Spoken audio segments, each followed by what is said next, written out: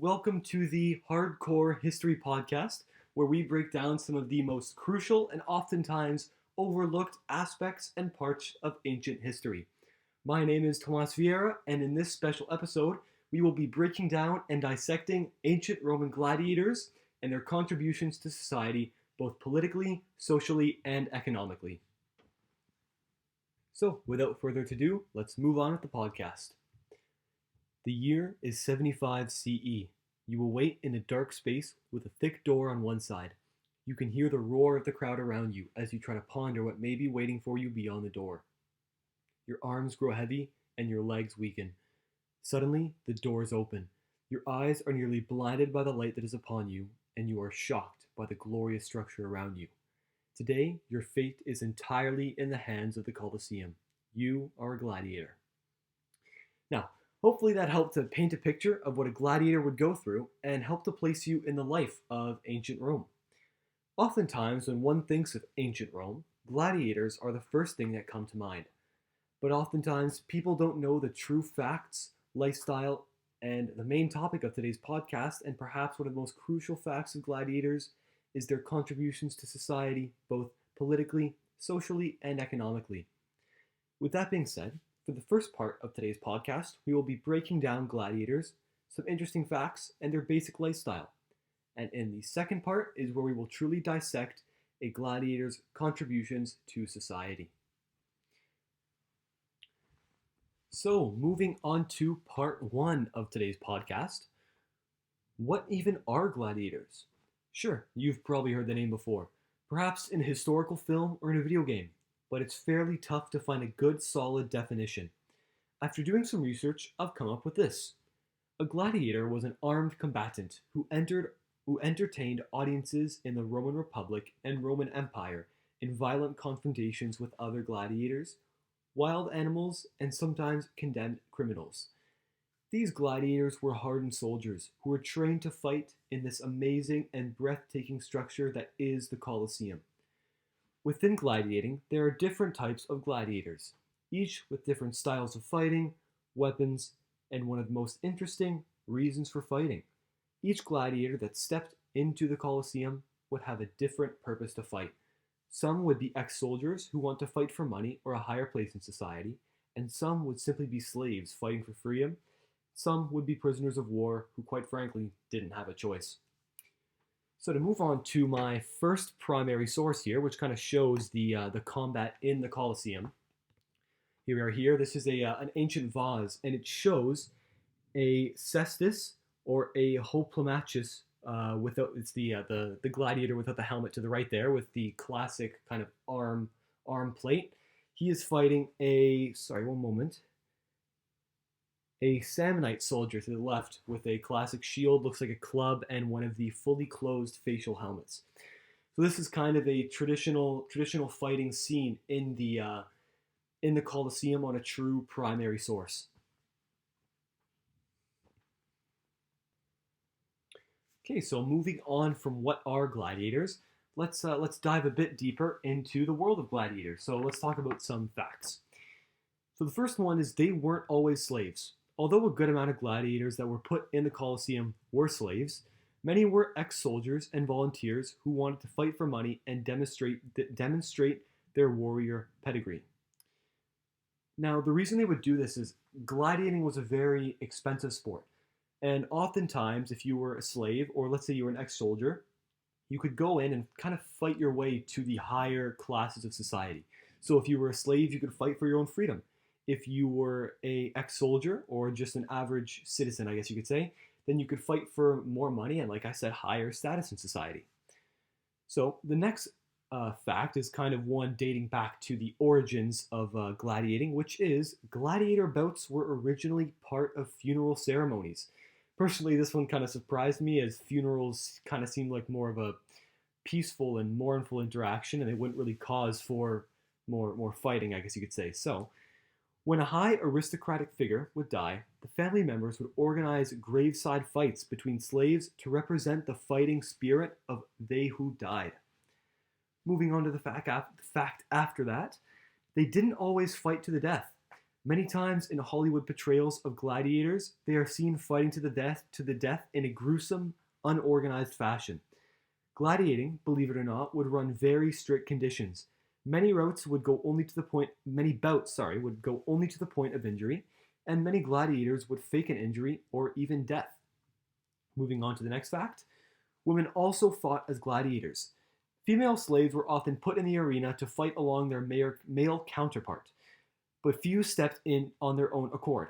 It wasn't until around the 1st century AD that women were beginning to step in as single gladiators, but even then, they weren't really as acknowledged as true fighters. Moving on to the final fact of this part, some emperors would even participate. Organizing gladiator bouts was an easy way for emperors to gain popularity, but some would even take it to the next level and choose to go toe to toe with the most dangerous soldiers of their time. So I'll be honest, for this next segment, which we're speaking about, like the rules and regulations of gladiating, was one of the most shocking parts of my research. So as I said before, gladiatorial matches are often portrayed as unorganized, uncontrolled fighting in an arena full of cheering crowds, but they actually had their fair amount of rules.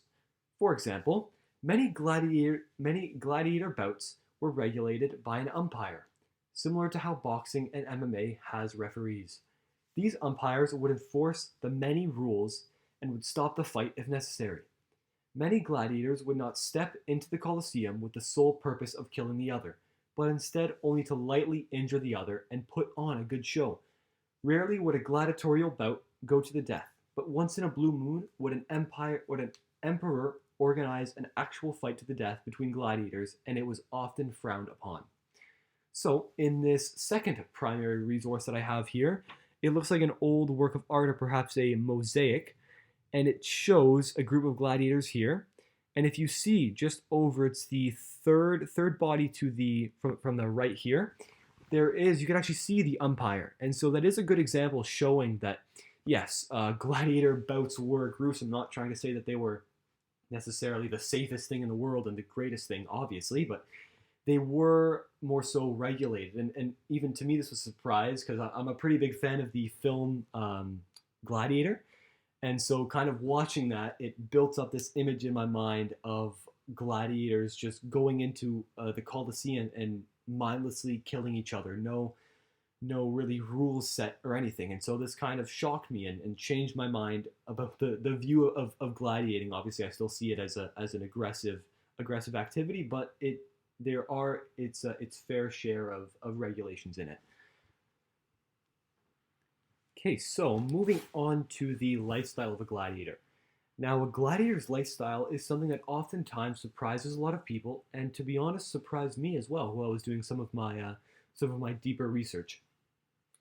Now, when you think of a gladiator, you kind of think of someone who is, I guess, treated really poorly, kind of thrown into a cell, fed horrible food, and is thrown into the Colosseum when they're prepared to fight. And really, in a sense, you're wrong. I mean, obviously, yes, they are put into the Colosseum when it is their turn to fight, but there was a little bit more to their life than just that. Gladiators were seen as investments, and oftentimes a person of higher wealth or of a higher place in society would purchase gladiators and would take it upon themselves to train them.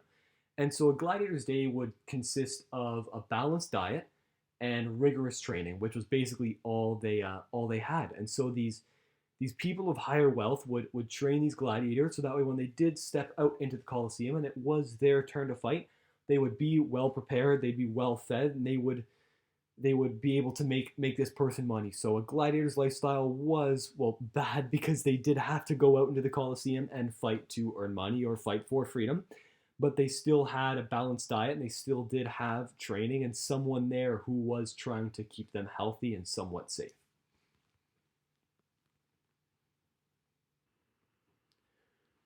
Okay, so here I have my third primary example.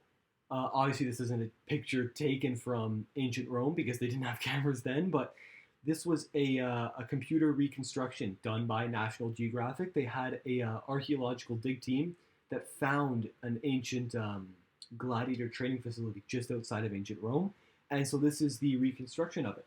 So I kind of thought that this was a good example of how the gladiators were, in a sense, cared for. Even though they were going to be put into the Colosseum to fight, they did have good training and somewhat of a decent lifestyle behind them to make sure that they were well prepared. And it kind of goes to show the amount of like money and time that was actually put into gladiating. It wasn't just a matter of throwing a bunch of prisoners into the arena. It actually shows how much is behind this. I will provide the link for this, just that way it is shown as a primary resource. This wasn't just a picture I grabbed, so I'll provide the link for it in my sources. Okay, so moving on to part two of today's podcast, we have the gladiators' general contributions to society. So, how do they contribute economically, socially, and politically? So, although many may think that a gladiator's only purpose was to entertain, they actually served a different purpose. Like most governments, the government of ancient Rome had its flaws, and things like gladiating was something to cover up the laws of ancient Rome with a mask of glory, power, and control. A good example of this is the origin story of gladiatorial bouts. The Roman Colosseum was originally constructed by Emperor Vespasian around 72 CE and was finished by his successor, Emperor Titus, in 80 CE. Continuous tragedies, including the destruction of Pompeii, made the citizens of Rome question Emperor Titus's power. To regain the attention and control of the public, he opened the Colosseum and declared 100 days of games. The Roman poet Juvenal called this strategy the bread and circuses program, where someone distracts citizens from political unrest using free entertainment. Many emperors after this chose to sponsor gladiators to flaunt their wealth to the public and gain attraction. A common practice of this was having a gladiator purposely killed, as the emperor would have to pay a greater sponsorship fee and would have acted as a way to show off wealth even greater. So yeah, I feel like this is really, really interesting just because it shows how far the emperors were willing to go to kind of show their power and distract Romans. And in a sense, it kind of goes to show how similar they were, like kind of to today's society, in the sense that they did have issues, except we don't like cover it up using this. We actually kind of deal with them. But I feel like this last point here about the emperors actually choosing to kill off a gladiator as a way to show their wealth is something that really shocked me. You know, especially because I was speaking earlier about how the like killing a gladiator was something that was really frowned upon, and so it shows how far the emperors are willing to go to actually flaunt their wealth and like I said, yeah, cover the flaws of ancient Rome with a mask of glory, power, and control. And so I guess that would be the way that they would contribute to the society, I guess in general, both socially, economically, and politically, because it really is like an all encasing way, I guess. It does cover the social aspect because it's bringing Rome together economically. It's kind of going to show the like it's showing the public kind of hiding those issues, whether it's with money or anything. It's kind of hiding those issues and showing to the public that economically Rome is doing good, and politically it's trying to show political power. So my fourth primary example is actually the Colosseum itself.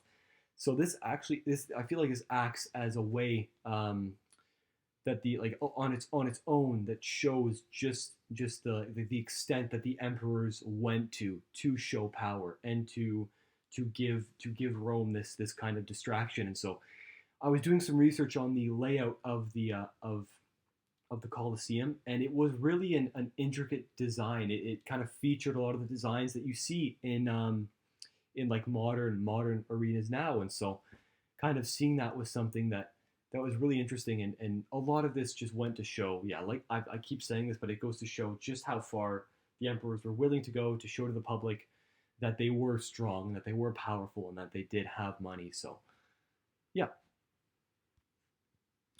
Okay, so for my primary resources, I kind of just thought I'd go over them and explain why I chose these specifically.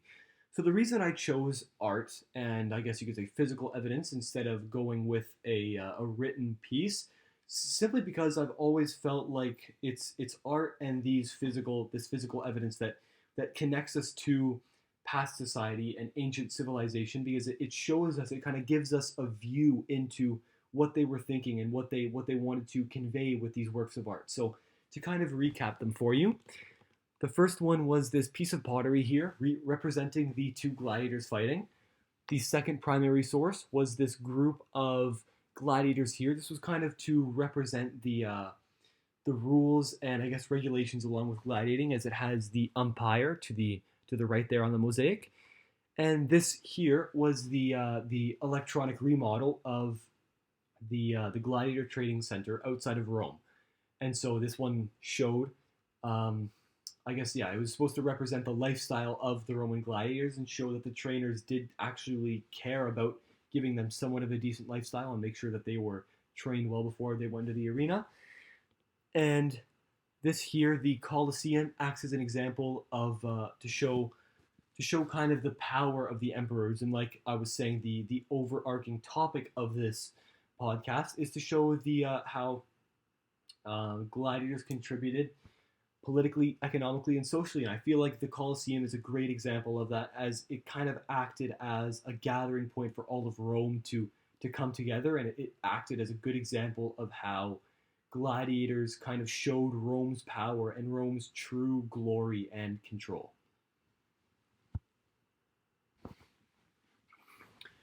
Okay, so to end off this podcast about gladiators, I want to say thank you very much for listening.